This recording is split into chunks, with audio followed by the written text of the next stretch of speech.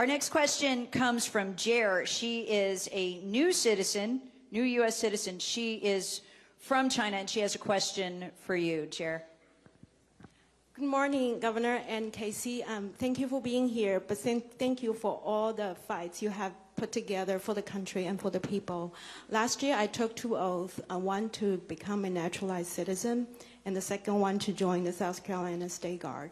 So my question is about China, but I think the way I see it and I ask it is probably more than my average American citizens. I also stood at Yuma, Arizona, looked at the gaping hole on the border wall with Charlie here. My question is, as our future commander-in-chief, I would really like to hear your vision and your strategy when it comes to China government, when it comes to their global impact and their threat to our national security, but also you as the one who actually have military deployment. How do you counter it, and how do you safeguard American sovereignty but also American prosperity? Great, thank you. Congratulations on citizenship. It's an important question. So one, I'm not like Joe Biden. He doesn't view China as an adversary. He views them as a client. I mean, his family's made a lot of money off China. He's been deferential to Xi. The fact that they're bending the knee to Xi in San Francisco, he got nothing out of that summit. It was a big propaganda win for Xi. We're going to treat China as the top threat this country faces, because there really isn't a threat that's similar to what we're dealing with. One is their economy is a rival to ours. The Soviet Union, back in the Cold War, their economy was a fraction the size of ours. Their military is getting close to as big as ours as well. So they're going to have more and more ability to project power and use power. So that's just something. And then they have global ambitions. Xi wants China to be the dominant world power. And it's not just like, oh, I'm competitive, I want to bang. I am competitive. I want to be number one in everything. I want America to be number one in everything. But it's beyond that. If China supplants us as the top country in this world, they would have massive, massive control over the economy throughout the world, and they would use that control to impose their authoritarian vision on other countries. You already see in our country, if somebody in the NBA says something bad on China, like the rest of the league goes out and grovels. If a Wall Street executive says something off, they got to go out and apologize and all that. And that's right now. So can you imagine if China was a dominant? So it would impact everybody's life in this country in ways that would be bad. So that's the bad news. The good news, and the other bad news is, we've been asleep at the switch on this for a long time.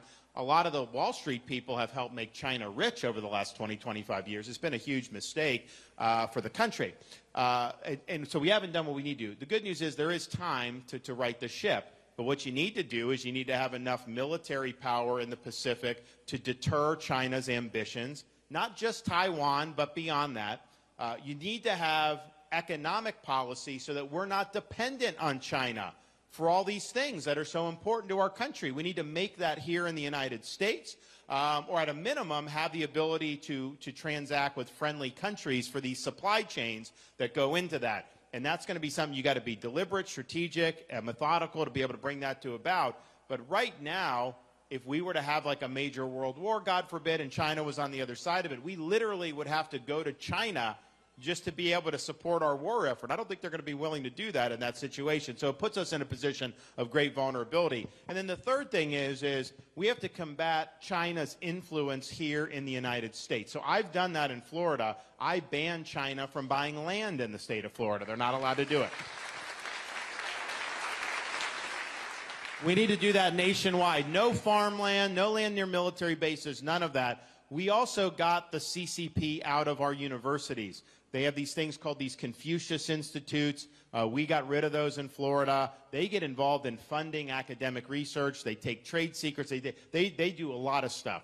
They even have police stations that they police Chinese citizens at here in the United States. We got to get rid of all that. So combating their influence here at home is something. So those are really the three things that we need to do. Now, China's got a lot of problems, too. They got massive debt. They've got major demographic problems. And they've got, I think, because of technology, the things the regime has to do to repress people just get more and more extensive.